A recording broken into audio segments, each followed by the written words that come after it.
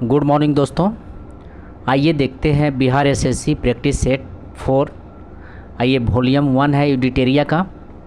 तो आइए दोस्तों हम लोग स्टार्ट करते हैं। परीक्षा में आपका बिल्कुल ही समय कम है, तो ज़्यादा से ज़्यादा जो है आप क्वेश्चन को ही आप प्रैक्टिस कीजिए, ठीक है।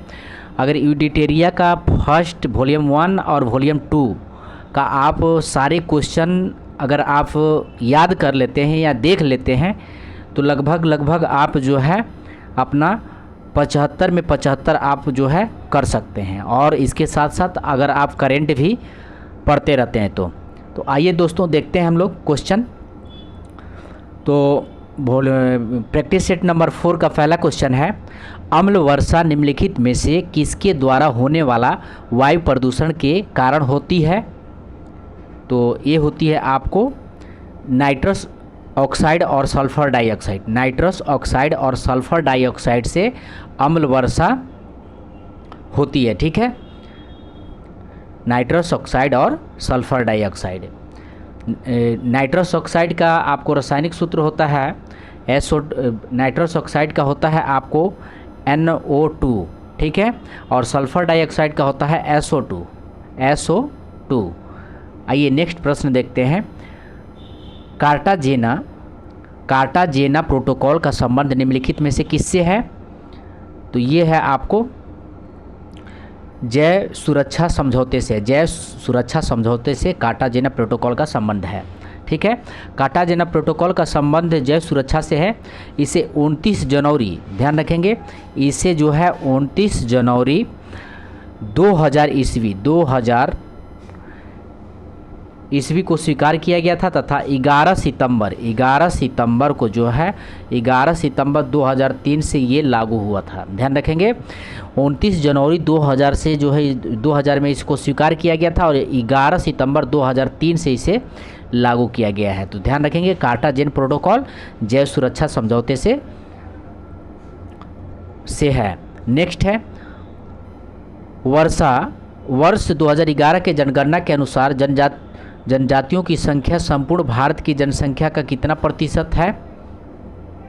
तो ये है आपको 8.6%। 2011 के जनगणना के अनुसार जनजातियों की संख्या संपूर्ण भारत की जनसंख्या का 8.6% है। और सबसे अधिक जनजातीय जनसंख्या वाला राज्य जो है वो मध्य प्रदेश है। ध्यान रखेंगे सबसे अधिक जनजातीय जनसंख्या वाला राज्य मध्य प्रदेश है। नेक्स्ट देखते हैं, निम्नलिखित में कौन सम्मिलित है? तो इसके आंसर हो जाएगा ए, नोगखाइलेम अभ्यारण्य मेघालय में है। नोगखाइलेम अभ्यारण्य जो है ये मेघालय में है। नगरहोल राष्ट्रीय उद्यान जो है ये कर्नाटक में। ध्यान रखेंगे उड़ीसा गलत है, ये कर्नाटक में है, ठीक है। ये कहाँ है? तो कर्नाटक में है। उसके बाद पेरियर अभ्यारण्य ये जो है आपको केरल में है। ये कहाँ है? तो केरल में है, ठीक है। और रणथंभौर अभ्यारण्य जो है ये गुजरात में नहीं राजस्थान में है, ठीक है। रणथंभौर अभ्यारण्य राजस्थान में है। नेक्स्ट प्रश्न है, निम्नलिखित में से कौन सम्मिलित नहीं है? तो इसके आंसर हो जाएगा आपको डी, ठीक है। जैकावाड़ी परियोजना जो है ये कृष्णा नदी पे नहीं है। जैकावाड़ी परियोजना कृष्णा नदी पे नहीं है, ये जो है गोदावरी नदी पे। ध्यान रखेंगे जैकावाड़ी परियोजना जो है ये गोदावरी नदी से संबंधित है, ठीक है। और जो सम्मिलित है उसको देख लेते हैं। हीराकुंड परियोजना ये महानदी पे है। हीराकुंड परियोजना जो है ये महानदी पे है। काकड़ा पारा परियोजना ताप्ती नदी पे है। काकड़ा पारा परियोजना जो है ताप्ती नदी पे है। अब पोंचमपाद परियोजना जो है ये गोदावरी नदी पे है। पोंचमपाद परियोजना जो है गोदावरी नदी पे है, ठीक है। तो आइए नेक्स्ट प्रश्न देखते हैं। रूस तथा फिनलैंड के बीच अंतर्राष्ट्रीय रेखा है। तो ये है आपको मेन रहीम रेखा। ध्यान रखेंगे रूस तथा फिनलैंड के बीच जो है मेन रहीम रेखा जो है ध्यान रखेंगे मेन रहीम रेखा जो है रूस और फिनलैंड के बीच में है। और ये चर्चा में भी है तो इसलिए इसको याद रखेंगे। और उसके बाद मैगीनाट रेखा जो है ये रूस तथा फिनलैंड है। सॉरी, ये जर्मनी तथा फ्रांस के बीच में, मैगीनाट रेखा जो है ये जर्मनी तथा फ्रांस के बीच में है। और हिंडनबर्ग रेखा जो है ये जर्मनी तथा पोलैंड के बीच में है। हिंडनबर्ग रेखा जर्मनी तथा पोलैंड के बीच में है। और 49वीं समांतर रेखा ये जो है यूएसए और कनाडा के बीच में, ध्यान रखेंगे यूएसए एवं कनाडा के बीच में है। नेक्स्ट क्वेश्चन है, विश्व पर्यटन संगठन का मुख्यालय कहाँ है? विश्व पर्यटन संगठन का मुख्यालय कहाँ है? तो ये आपको स्पेन में है। विश्व पर्यटन संगठन का मुख्यालय कहाँ है? तो ये स्पेन में है। ठीक है, विश्व पर्यटन संगठन का मुख्यालय स्पेन में है। ठीक है, और स्पेन की राजधानी क्या है? तो मैड्रिड, ध्यान रखेंगे मैड्रिड में है, मैड्रिड में। ठीक है, इसका उद्देश्य है पर्यटन के माध्यम से आर्थिक वृद्धि एवं रोजगार के अवसर पैदा करना, पर्यावरण संरक्षण तथा पर्यटन के विरासत स्थलों को प्रोत्साहित करना भी इसका उद्देश्य है। आइए नेक्स्ट प्रश्न देखते हैं। एशियाई विकास बैंक का मुख्यालय कहाँ है? एशियाई विकास बैंक का मुख्यालय कहाँ है? तो ये आपको मनीला में है। एशियाई विकास बैंक का मुख्यालय कहाँ है? तो मनीला में है। और इसकी स्थापना कब हुआ था? तो ध्यान रखेंगे एशियाई विकास बैंक की स्थापना जो हुआ था 1966 में हुआ था, 1966 ईस्वी में हुआ था। ठीक है, इसमें सदस्य देशों की संख्या कितनी है? तो 67 है। ध्यान रखेंगे इसमें सदस्य देशों की संख्या कितनी है? तो 67 है। इसके 3 प्रतिनिधि कार्यालय हैं, एक टोक्यो में है, एक फ्रैंकफर्ट तथा वाशिंगटन डीसी में है। 3 इसके प्रतिनिधि कार्यालय हैं, एक टोक्यो है और एक फ्रैंकफर्ट तथा वाशिंगटन डीसी में है। आइए नेक्स्ट देखते हैं।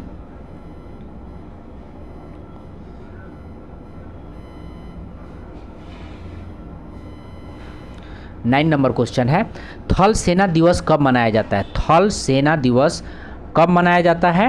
तो ये 15 जनवरी को मनाया जाता है। थल सेना दिवस जो है 15 जनवरी को मनाया जाता है। ठीक है, और वायुसेना दिवस ये 8 अक्टूबर को मनाया जाता है। वायुसेना दिवस 8 अक्टूबर को मनाया जाता है। नौसेना दिवस 4 दिसंबर को मनाया जाता है। नौसेना दिवस 4 दिसंबर को मनाया जाता है। और विजय दिवस जो है 16 दिसंबर को मनाया जाता है। विजय दिवस 16 दिसंबर को मनाया जाता है। एक बार और सुने, थल सेना दिवस जो है ये 15 जनवरी को मनाया जाता है। उसके बाद वायुसेना दिवस जो है 8 अक्टूबर को मनाया जाता है। और नौसेना दिवस जो है 4 दिसंबर को मनाया जाता है। और विजय दिवस 16 दिसंबर को मनाया जाता है। नेक्स्ट क्वेश्चन है, निम्न में कौन सा महल अकबर द्वारा निर्मित है? निम्न में कौन सा महल अकबर द्वारा निर्मित है? तो इसका आंसर हो जाएगा आपको जहांगीर महल। जहांगीर महल जो है अकबर द्वारा निर्मित महल है और यह आगरा में स्थित है। ध्यान रखेंगे यह महल जो है आगरा में स्थित है।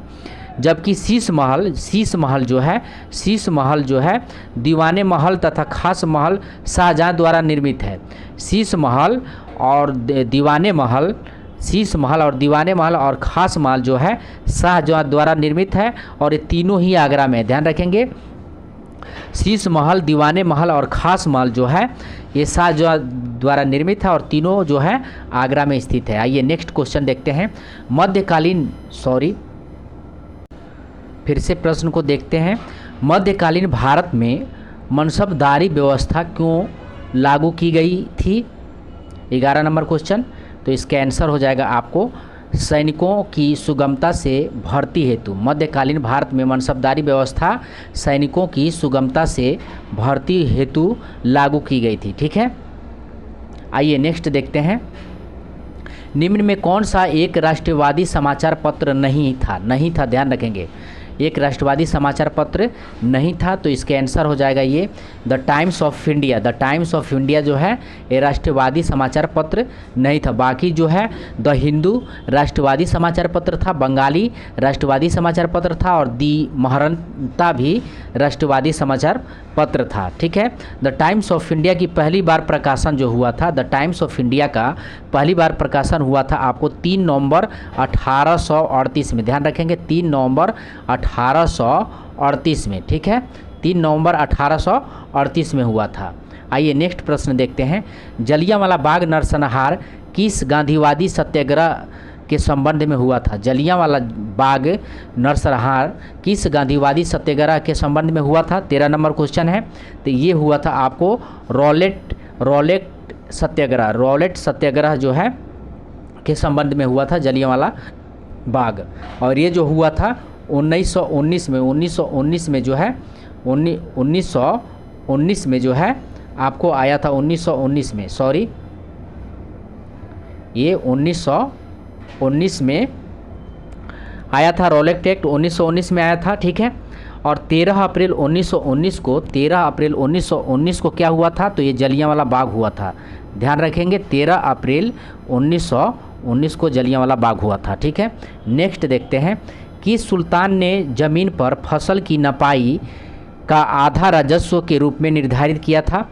14 नंबर क्वेश्चन, तो ये किया था आपको अलाउद्दीन खिलजी। अलाउद्दीन खिलजी जो है, ये जो है ज़मीन पर फसल की नपाई का आधा राजस्व के रूप में निर्धारित किया था अलाउद्दीन खिलजी। नेक्स्ट क्वेश्चन देखते हैं, महात्मा गांधी ने भारत राष्ट्रीय कांग्रेस की अध्यक्षता कब की थी। महात्मा गांधी ने भारत राष्ट्रीय कांग्रेस की अध्यक्षता कब की थी, तो ये 1924 में किया था, ठीक है। और पहली बार किया था, और ये पहली बार किया था, और ये जो है प्रथम बार ही इन्होंने किया हुआ है, ध्यान रखेंगे। महात्मा गांधी जो है कांग्रेस की अध्यक्षता 1924 में किया था, और ये जो है बेलगावा कर्नाटक में स्थित है, बेलगावा में किया था और कर्नाटक में ये स्थित है, ठीक है। आइए नेक्स्ट प्रश्न देखते हैं, विजयनगर साम्राज्य का अवशेष कहाँ मिलता है। विजयनगर साम्राज्य का अवशेष कहाँ मिलता है, तो ये हम्पी में मिलता है। ध्यान रखेंगे, विजयनगर साम्राज्य का अवशेष ये हम्पी में मिला था। विजयनगर साम्राज्य की स्थापना कब हुआ था, तो 1936 में। ध्यान रखेंगे, 1936 में विजयनगर हम्पी का स्थापना हुआ था हरिहर एवं बुक्का के दो भाइयों के द्वारा। ध्यान रखेंगे, दो भाइयों के द्वारा। और हम्पी क्या है, तो विजयनगर साम्राज्य की राजधानी थी। हम्पी विजयनगर साम्राज्य की राजधानी थी, ठीक है। और यूनेस्को द्वारा विरासत स्थल में शामिल किया गया है। ध्यान रखेंगे, यूनेस्को द्वारा विरासत स्थल में शामिल किया गया है, ठीक है। आइए नेक्स्ट देखते हैं, और हम्पी कहाँ है, तो कर्नाटक में, हम्पी कर्नाटक में। नेक्स्ट क्वेश्चन देखते हैं, त्रिपिटक किसकी धार्मिक पुस्तक है। त्रिपिटक जो है किसकी धार्मिक पुस्तक है, तो त्रिपिटक जो है ये बौद्धों के जो है धार्मिक पुस्तक है, ठीक है। त्रिपिटक जो है बौद्ध धर्म के प्रमुख ग्रंथ है। इसमें महात्मा बुद्ध के उपदेशों को संग्रहित किया गया। ध्यान रखेंगे, इसमें महात्मा बुद्धों के उपदेशों को संग्रहित किया गया है, और यह पाली भाषा में लिखा गया ग्रंथ है। यह पाली भाषा में लिखा गया ग्रंथ है, ठीक है। आइए नेक्स्ट देखते हैं, मौर्य साम्राज्य का 7 वर्गों में विभाजित का विशेष रूप से उल्लेख किया गया है। मौर्य साम्राज्य का 7 वर्गों में विभाजित के विशेष रूप से उल्लेख किया गया है, तो इसका आंसर हो जाएगा आपको डी, मेगास्थनीज की पुस्तक इंडिका में। मेगास्थनीज की पुस्तक इंडिका में। मेगास्थनीज जो है सेल्यूकस निकेटर का राजदूत था, और ये चंद्रगुप्त मौर्य के शासनकाल में भारत आया था। ध्यान रखेंगे, इसका प्रसिद्ध पुस्तक इंडिका है, जिसमें मौर्य समाज का 7 वर्गों में विभाजन किया गया है। इसमें इसने भारत की जनता को सुखी और संपन्न बताया तथा मगध की राजधानी पाटलिपुत्र का विस्तृत वर्णन किया है। नेक्स्ट क्वेश्चन है, भारत के किस मुगल शासक के समय में इंग्लिश ईस्ट इंडिया कंपनी का गठन हुआ था, तो ये हुआ था आपको अकबर के समय में। अकबर के समय में जो है ईस्ट इंडिया कंपनी की स्थापना यानी 31 दिसंबर, ध्यान रखेंगे 31 दिसंबर 1600 में जो है ईस्ट इंडिया कंपनी की स्थापना हुआ था। 31 दिसंबर 1600 में ईस्ट इंडिया कंपनी की स्थापना लंदन में जॉन वाट्स और वाइट द्वारा किया गया था, ठीक है। कंपनी ने ब्रिटेन की महारानी एलिजाबेथ से रॉयल चार्टर हासिल कर भारत के साथ व्यापार करने का अधिकार प्राप्त किया था, ठीक है। इसकी स्थापना के समय भारत में मुगल बादशाह कौन था, तो अकबर था। ध्यान रखेंगे, अकबर का शासनकाल था। अकबर का शासनकाल कितना, कब से कब तक था, तो 1556 से लेकर के आपको जो है 1605 तक था, 1605 तक था। तो ये भी अन्य तथ्य के रूप में याद रखेंगे। आइए नेक्स्ट देखते हैं, 1929 में खुदाई खिदमतगार को किसने संगठित किया था। 1929 ईस्वी में खुदाई खिदमतगार को किसने संगठित किया था, तो ये संगठित किया था आपको खान अब्दुल गफ्फार खान ने। खान अब्दुल गफ्फार खान ने 1929 में खुदाई खिदमतगार को संगठित किया था, ठीक, ध्यान रखेंगे। नेक्स्ट देखते हैं, लिखित संविधान का प्रारंभ किस देश में हुआ है। लिखित संविधान का प्रारंभ किस देश में हुआ है, तो ये आपको जो है अमेरिका में हुआ। लिखित संविधान का प्रारंभ जो है अमेरिका से हुआ है, ठीक है। विश्व का सबसे बड़ा लिखित संविधान कौन है? तो भारत का है। विश्व का सबसे बड़ा लिखित संविधान भारत का है, जिसमें जो है 395, ध्यान रखेंगे 395 अनुच्छेद हैं। 395 क्या हैं? अनुच्छेद हैं। 395 अनुच्छेद हैं। नेक्स्ट देखते हैं, भारतीय संविधान में संशोधन करके शिक्षा का अधिकार कब से लागू हुआ था?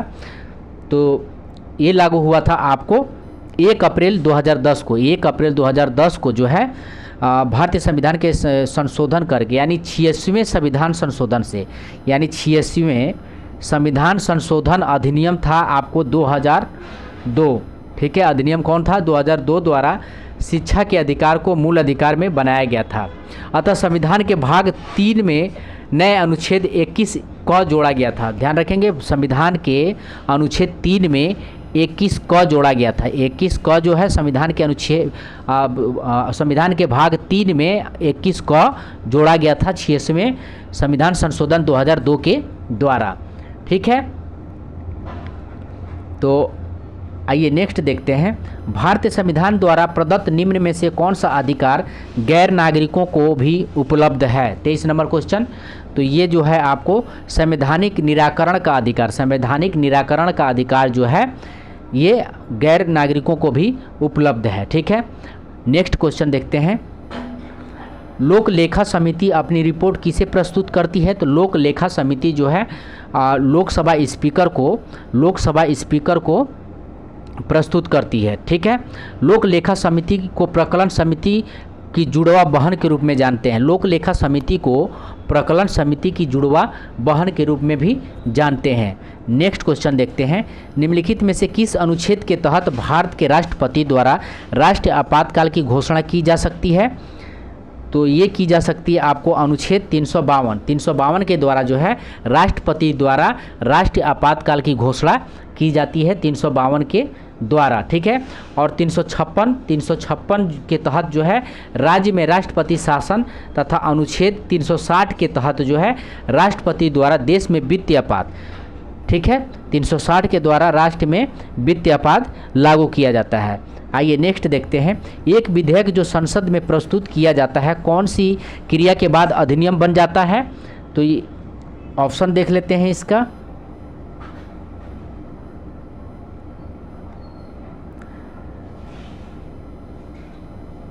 छब्बीस नंबर क्वेश्चन। तो इसके आंसर हो जाएगा आपको, इसके आंसर हो जाएगा बी, जब राष्ट्रपति अपनी सहमति देता है तब, ठीक है। आइए नेक्स्ट क्वेश्चन देखते हैं, 27 नंबर क्वेश्चन है, जिस समिति की सिफारिश पर भारत में पंचायती राज की स्थापना की गई उसकी अध्यक्ष कौन था? तो उसका अध्यक्ष जो है बलवंत राय मेहता थे। बलवंत राय मेहता समिति की सिफारिश पर ही भारत में पंचायती राज की स्थापना की गई।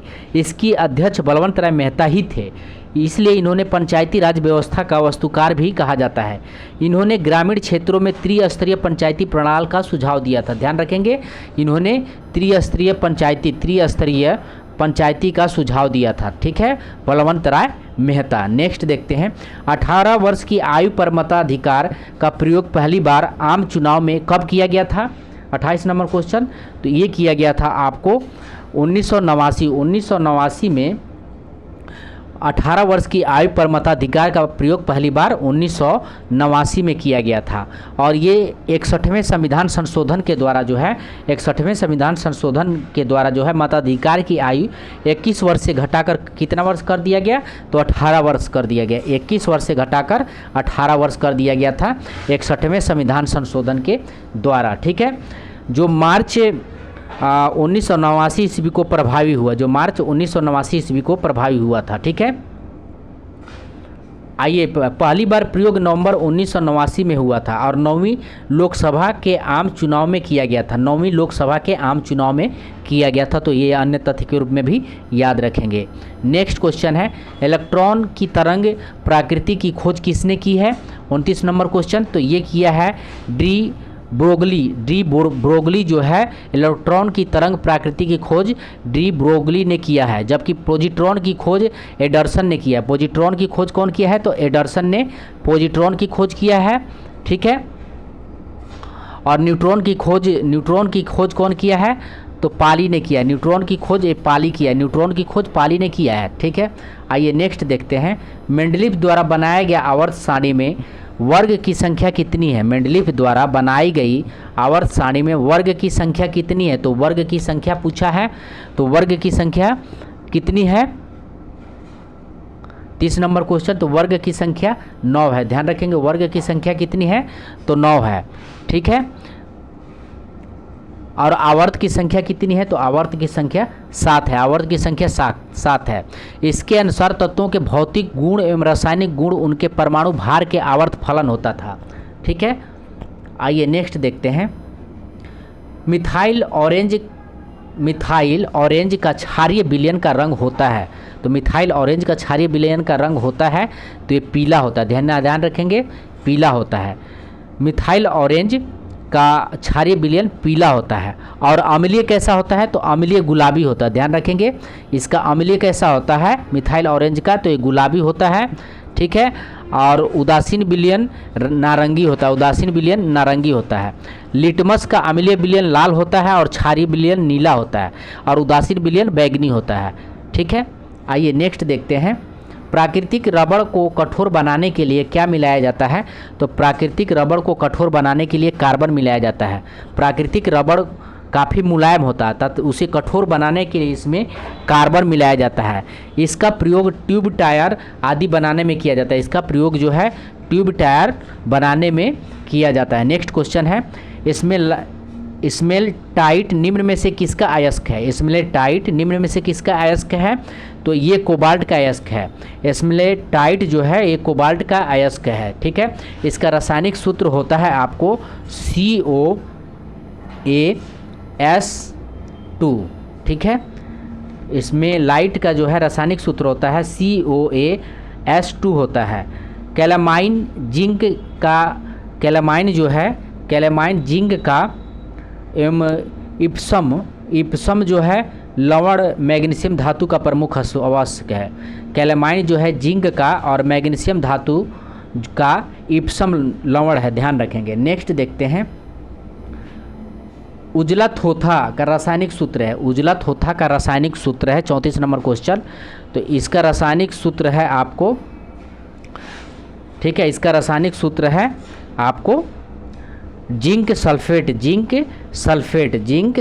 इसका रासायनिक सूत्र है। ठीक है, नेक्स्ट देखते हैं। निम्नलिखित में से किस ग्रह का घनत्व तो सबसे कम है? 35 नंबर क्वेश्चन। तो निम्नलिखित में से किस घनत्व ग्रह सबसे कम है? तो ये शनि का है। शनि का जो है घनत्व सबसे कम है। इसका घनत्व जल से भी कम होता है, अर्थात इसे जल में रखने पर तैरने लगेगा। घनत्व के अनुसार ग्रहों का क्रम एक बार देख लेते हैं। तो बढ़ते क्रम में देखेंगे तो बढ़ते क्रम में आपको सबसे पहले जो है शनि आ जाएगा, शनि के बाद अरुण आ जाएगा, अरुण के बाद बृहस्पति आ जाएगा, बृहस्पति के बाद नेपच्यून आ जाएगा, और नेपच्यून के बाद मंगल आ जाएगा, और मंगल के बाद जो है शुक्र आ जाएगा। ठीक है, शुक्र का घनत्व सबसे ज़्यादा है। ठीक है, आइए नेक्स्ट देखते हैं। निम्नलिखित में से किस देश में विषुवत रेखा नहीं गुजरती है? किस देश से विषुवत रेखा नहीं गुजरती है? 36 नंबर क्वेश्चन है। तो ये अर्जेंटीना से जो है अर्जेंटीना से विषुवत रेखा नहीं गुजरती है। ठीक है, बाकी इक्वाडोर से विषुवत रेखा गुजरती है, केनिया से भी जो गुजरती है, इंडोनेशिया से गुजरती है, कोलंबिया से गुजरती है, ब्राज़ील से गुजरती है, गैबान से, कांगो से, और गणराज्य लोकतांत्रिक कांगो गणराज्य युगांडा से, और सोमालिया, मालदीव, इंडोनेशिया तथा किरीबिती से भी गुजरती है। जबकि ब्राज़ील से होकर मकर रेखा गुजरती है। ब्राज़ील से होकर कौन सा रेखा गुजरती है? तो मकर रेखा गुजरती है। ध्यान रखेंगे। नेक्स्ट देखते हैं। 37 नंबर क्वेश्चन है। एशिया का सर्वाधिक टीना उत्पादक देश है। एशिया का सर्वाधिक टीना उत्पादक देश है। 37 नंबर क्वेश्चन। तो ये आपको है मलेशिया है। ठीक है, टीन उत्पादक देश कौन है? तो मलेशिया है। एशिया का सबसे अधिक टीन उत्पादक देश मलेशिया है। टीन के निर्यात में यह विश्व में प्रथम स्थान पर है। निर्यात में प्रथम स्थान पर है। मलेशिया को इफो टीन खनन का प्रमुख केंद्र है। मलेशिया के इफो टीन खनन का प्रमुख केंद्र है। नेक्स्ट देखते हैं। शीतोष्ण कटिबंधीय क्षेत्र की वनस्पति कहलाती है। तो शीतोष्ण कटिबंधीय क्षेत्र की वनस्पति क्या कहलाती है? तो ये आपको कहलाती है मेसोफाइट। फाइट कहलाती है, ठीक है। जबकि उष्ण कटिबंधीय मरुस्थलीय क्षेत्र की वनस्पति जेरोफाइट कहलाती है। ये उष्ण कटिबंधीय की मरुस्थल जो है जेरोफाइट कहलाती है, ठीक है। आइए नेक्स्ट क्वेश्चन देखते हैं। भारत के पड़ोसी देश भूटान से लगा सबसे लंबा राज्य है, तो भूटान से लगा सबसे लंबा राज्य कौन सा होगा? 39 नंबर क्वेश्चन, तो ये असम होगा। ध्यान रखेंगे, भूटान से लगा सबसे लंबा राज्य कौन सा है? तो ये असम होगा। भारत के पड़ोसी देश भूटान से लगा सबसे लंबा संबंध राज्य असम है। कितना है इसका? तो 268 किलोमीटर है। ध्यान रखेंगे 268 किलोमीटर है, ये भी ध्यान रखेंगे। नेक्स्ट देखते हैं। सतपुड़ा की पहाड़ियाँ जो मध्य प्रदेश में है कि सबसे ऊंची चोटी है। सतपुड़ा की पहाड़ियाँ जो मध्य प्रदेश में है, सबसे ऊंची चोटी इसका क्या है? सतपुड़ा का, तो ये धूपगढ़ी है। ध्यान रखेंगे, सतपुड़ा की धूपगढ़ी है, ठीक है। और अरावली का गुरु शिखर है, अरावली का गुरु शिखर है, ठीक है।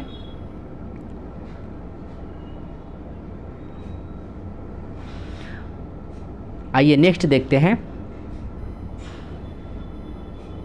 अंडमान निकोबार द्वीप समूह की सबसे ऊंची चोटी सैंडल पीक स्थित है। तो सैंडल पीक कहाँ पे स्थित है? तो ये उत्तरी अंडमान में स्थित है। ध्यान रखेंगे, उत्तरी अंडमान में सैंडल पीक स्थित है, उत्तरी अंडमान में सैंडल पीक स्थित है, ठीक है। और सैंडल पीक की ऊंचाई कितना है? तो 738 मीटर, 738 मीटर ऊंचाई स्थित है। जबकि अंडमान निकोबार द्वीप समूह की राजधानी पोर्ट ब्लेयर है। अंडमान निकोबार की राजधानी पोर्ट ब्लेयर है और दक्षिणी अंडमान में स्थित है, और दक्षिणी अंडमान में स्थित है। नेक्स्ट देखते हैं। जोवाई, सुकरी एवं जोजरी किस नदी की सहायक नदी है? जोवाई, सुकरी एवं जोजरी किस नदी की सहायक नदी है? 42 नंबर, तो ये लूनी नदी की सहायक नदी है। जोवाई, सुकरी एवं जोजरी लूनी नदी की सहायक नदी है, ठीक है। और यह एकमात्र अंतर्वाही नदी है, ठीक है, एकमात्र अंतर्वाही नदी है। इस नदी की लंबाई कुल है 320 किलोमीटर, इस नदी की लंबाई कुल है 320 किलोमीटर, ठीक है। आइए नेक्स्ट क्वेश्चन देखते हैं।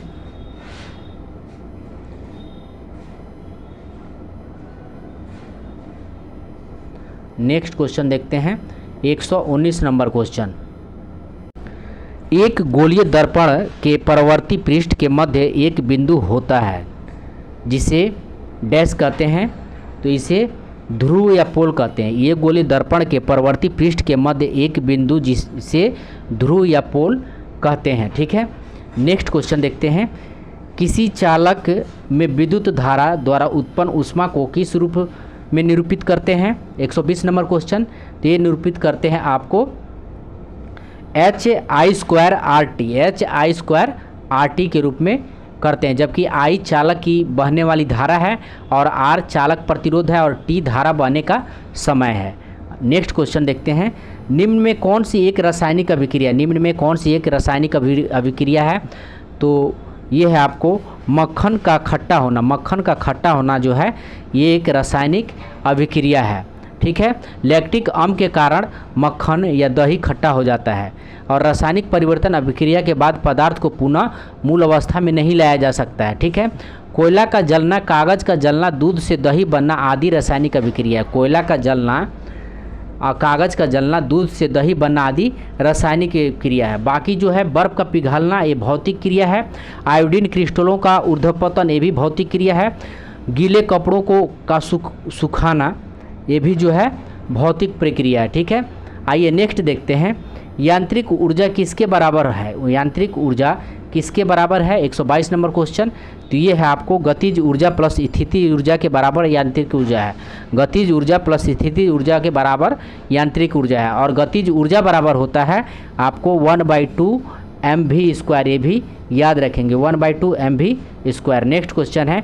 निम्न में कौन सा घोल विद्युत का चालक नहीं है? निम्न में कौन सा घोल विद्युत का चालक नहीं है? 123 नंबर, तो ग्लूकोज का घोल जो है विद्युत का चालक नहीं है। ग्लूकोज का घोल विद्युत का चालक नहीं। बाकी सोडियम हाइड्रोक्साइड घोल विद्युत का चालक है। एसिटिक एसिड घोल विद्युत का चालक है और हाइड्रोक्लोरिक एसिड घोल ये भी विद्युत का चालक है, ठीक है।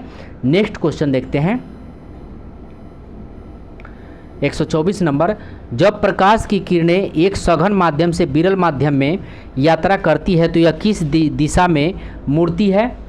तो ये जो है आपको अभिलंब से दूरी तथा गति बढ़ जाती है, अभिलंब से दूरी तथा गति बढ़ जाती है, ठीक है, अभिलंब से दूरी तथा गति बढ़ जाती है। नेक्स्ट है, निम्नलिखित उपकरणों में कौन सा चालक में विभवांतर बनाए रखने में मदद करता है? 125 नंबर क्वेश्चन, तो सेल या बैटरी, ध्यान रखेंगे सेल या बैटरी जो है विभवांतर बनाए रखने में मदद करता है। नेक्स्ट है प्रश्न है, किसी वस्तु का विस्थापन हमेशा होता है?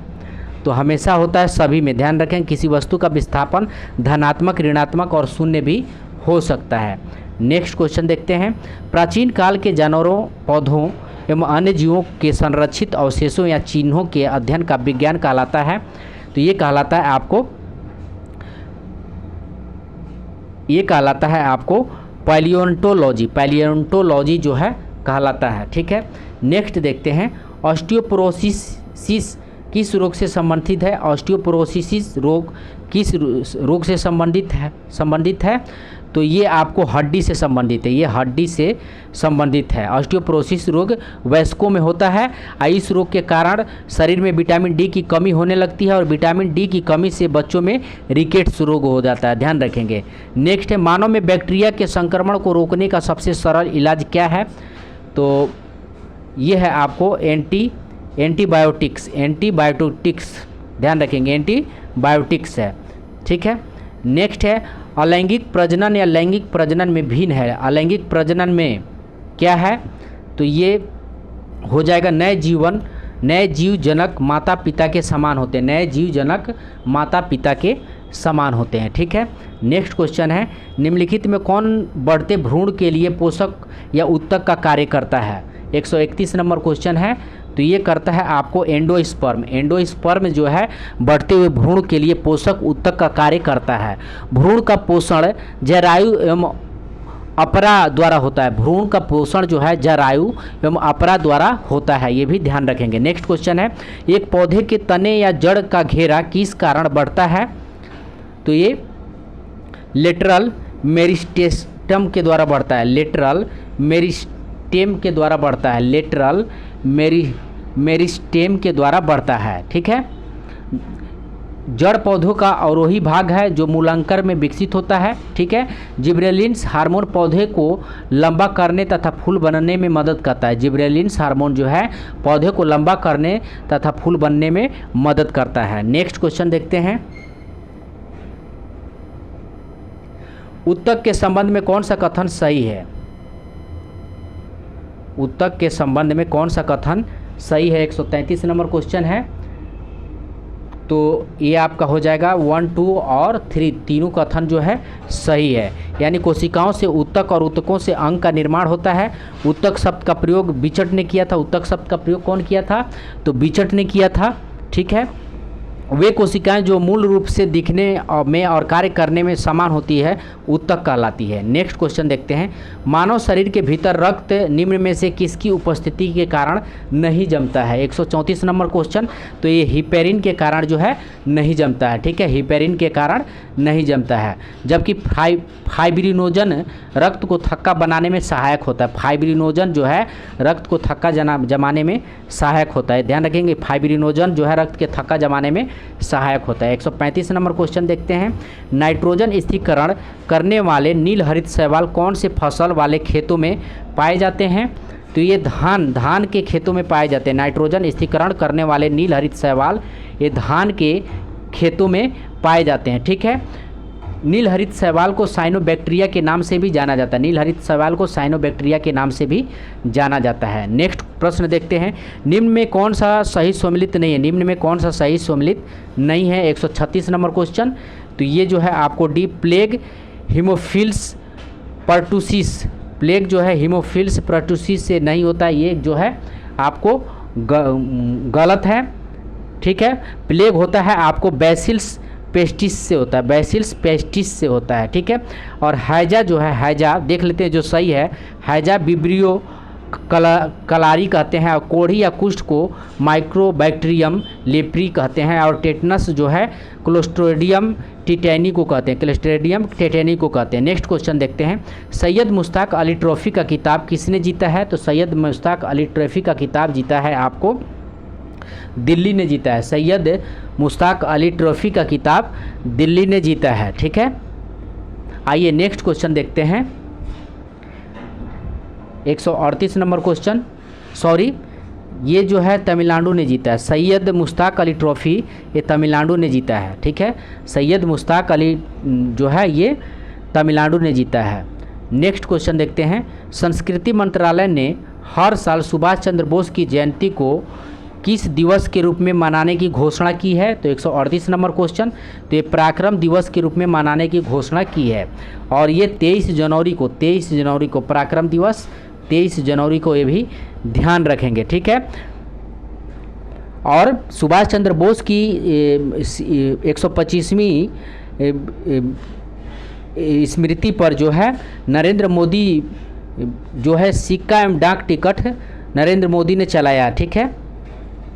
125 मूल्य का स्मारक सिक्का एवं डाक टिकट नरेंद्र मोदी ने चलाया, ध्यान रखेंगे। सुभाष चंद्र बोस की जयंती पर 125 मूल्य का स्मारक सिक्का एवं डाक टिकट नरेंद्र मोदी ने चलाया है, और 125वीं जयंती पर ये भी ध्यान रखेंगे। नेक्स्ट देखते हैं, बिहार बजट 2021-22 के अनुसार राज्य का राजकोषीय घाटा जीएसडीपी का कितना प्रतिशत रहा है?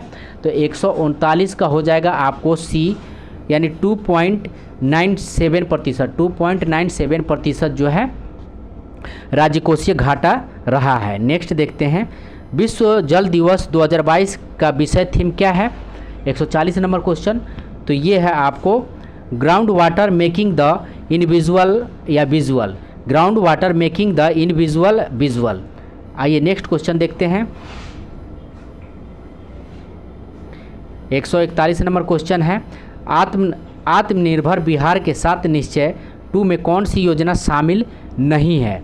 141 में, तो ये जो है आपको आरक्षित रोजगार महिलाओं का अधिकार ये शामिल नहीं है। जो शामिल है उसको देख लेते हैं, युवा शक्ति बिहार की प्रगति ये शामिल है, सशक्त महिला सक्षम महिला ये भी शामिल है, स्वच्छ शहर विकसित शहर ये भी शामिल है।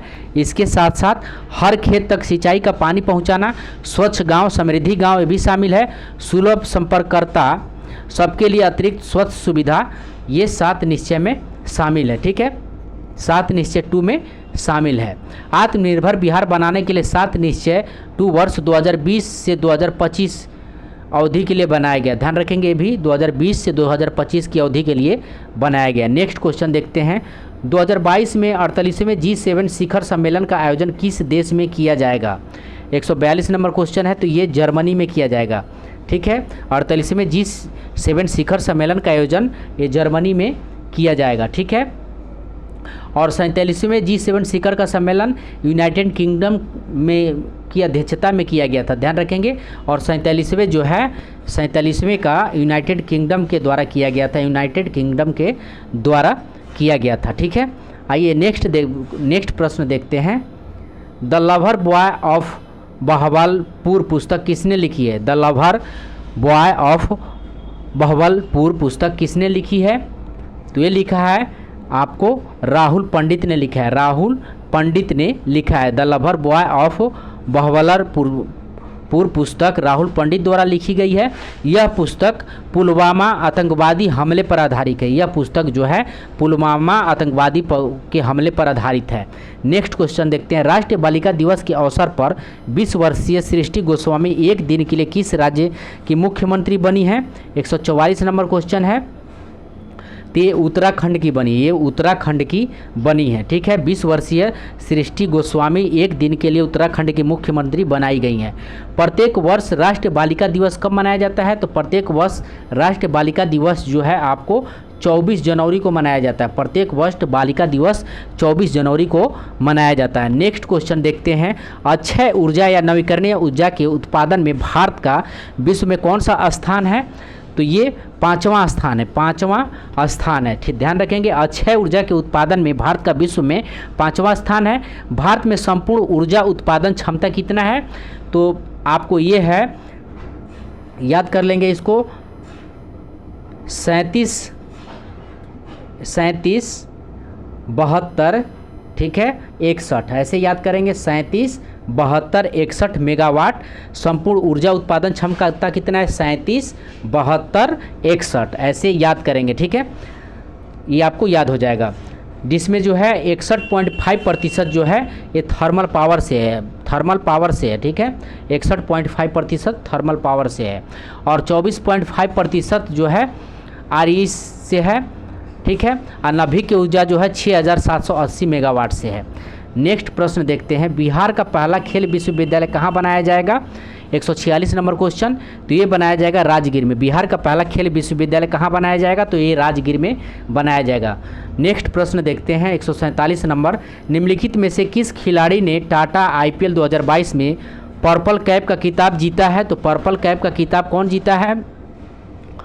147 नंबर क्वेश्चन। तो ये जीते हैं आपको युजवेंद्र चहल जो है राजस्थान रॉयल्स के स्पिनर गेंदबाज हैं, और ये टाटा IPL 2022 के सर्वाधिक 27 विकेट लेकर पर्पल कैप जीते हैं, 27 विकेट लेकर पर्पल कैप जीते हैं। नेक्स्ट देखते हैं, राष्ट्रीय आय से संबंधित हिंदू वृद्धि दर की अवधारणा किसने प्रस्तुत किया है?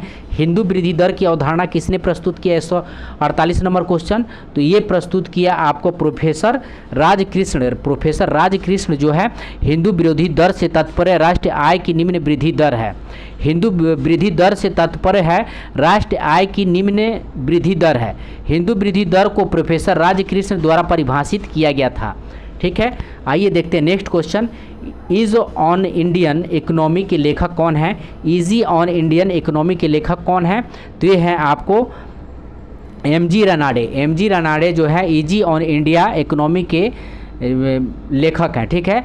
और economic history of India RC Dutt, economics history of India RC Dutt हैं। और सर्वोदय योजना जो है सर्वोदय योजना JP नारायण, और गांधीयन पलायन जो है SN अग्रवाल हैं, गांधीयन पलायन SN अग्रवाल हैं। नेक्स्ट क्वेश्चन देखते हैं, 1938 में गठित राष्ट्रीय नियोजन समिति के अध्यक्ष थे? तो ये थे आपको जवाहरलाल नेहरू 1938 के भारत राष्ट्रीय कांग्रेस के अधिवेशन की अध्यक्षता सुभाष चंद्र बोस कर रहे थे के द्वारा किया गया था। इस अधिवेशन में राष्ट्रीय नियोजन समिति के अध्यक्ष कौन थे? तो जवाहरलाल नेहरू को बनाया गया था। तो यहाँ तक रहा दोस्तों लास्ट क्वेश्चन। अब मिलते हैं अगले वीडियो में। आप जितना ज़्यादा से ज़्यादा है आप प्रैक्टिस करिए, और ये दिन में टारगेट बनाइए कि आज जो है 400 500 600 क्वेश्चन, यानी कम से कम पर डे जो है 1000 क्वेश्चन जो है आप देख लीजिए, 1000 क्वेश्चन देख लीजिए, तब तो आपका 75 में से 75 का लक्ष्य पूरा होगा। तो धन्यवाद दोस्तों, मिलते हैं अगले वीडियो में।